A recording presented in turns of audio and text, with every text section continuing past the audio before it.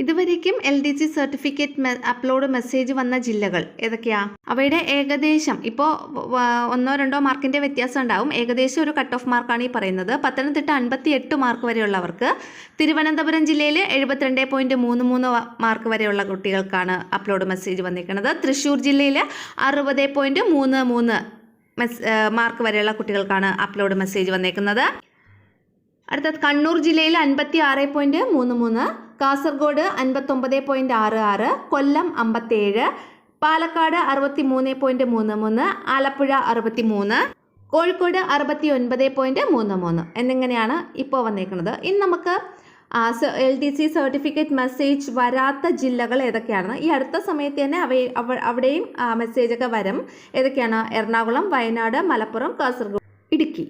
ഈ ജില്ലകളിലാണ് ഇതുവരെ അപ്ലോഡ് മെസ്സേജ് വരാത്തത്. ഉടൻ തന്നെ ഈ പറയുന്ന ജില്ലകളിലും അപ്ലോഡ് മെസ്സേജ് വരും.